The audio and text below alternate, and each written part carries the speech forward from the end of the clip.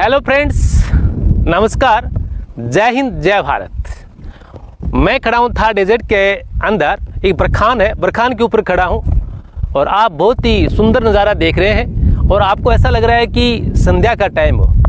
ये बिल्कुल भी संध्या का टाइम नहीं है, ये करीबन 5 बजे के आसपास का टाइम है और इस प्रकार का जो खुशनुमा मौसम है आपको दिखाई दे रहा है। इसकी वजह है कि करीबन आधी घंटा पहले यहाँ पर धूल भरी आंधियाँ आई थी और उसके पश्चात अब देखिए कहीं कहीं वर्षा की बूंदें भी वो भी गिर रही हैं और आसमान के अंदर बादल छाए हुए हैं। तो थार डेजर्ट के अंदर मई और जून माह के अंदर आंधियाँ क्यों आती हैं, इसके पीछे कारण क्या है?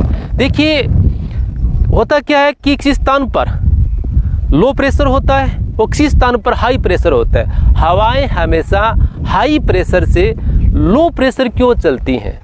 और जब किसी स्थान के ऊपर वर्षा होने की वजह से वहाँ पर टेम्परेचर है वो डाउन हो जाता है और जिनकी वजह से वहाँ का जो प्रेशर है वो हाई हो जाता है। देखिए, जब टेम्परेचर डाउन होगा, प्रेशर होगा और किसी स्थान के ऊपर जहाँ पर टेम्परेचर हाई है और लो प्रेशर है तो हवाएं उस हाई प्रेशर से तेज़ गति के साथ लो प्रेशर स्थान की ओर चलने लगती हैं, जिन्हें हम तेज़ हवाएं और राजस्थानी भाषा के अंदर आंधियाँ कहते हैं। इसका नाम राजस्थानी भाषा के अंदर आंधियाँ क्यों पड़े? देखिए, इसके पीछे कारण यह है कि जब ये धूल भरी हवाएं चलने लगती हैं तेज़ गति के साथ तो हमें पारदर्शिता है वो कम हो जाती है, हमें दिखाई कम पड़ता है और जिनकी वजह से कम दिखाई देने की वजह से, पारदर्शिता कम होने की वजह से इनको हम आंधियाँ कहते हैं राजस्थानी भाषा के अंदर। यहीं इन धूल भरी तेज़ हवाओं को जब ये हवाएं अफ्रीका महाद्वीप के अंदर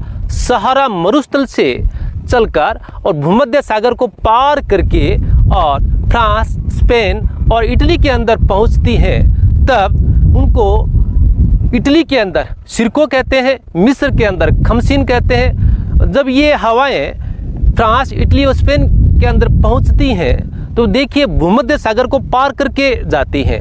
तो अपने साथ देखिए उनके साथ तेज़ हवाओं के साथ लाल रेत भी है सहारा मरुस्थल की और भूमध्य सागर को पार करने की वजह से इन हवाओं नमी भी, आर्द्रता भी ग्रहण कर लेती हैं तथा स्पेन, फ्रांस और इटली के अंदर वर्षा भी कई बार कर देती हैं हवाएं।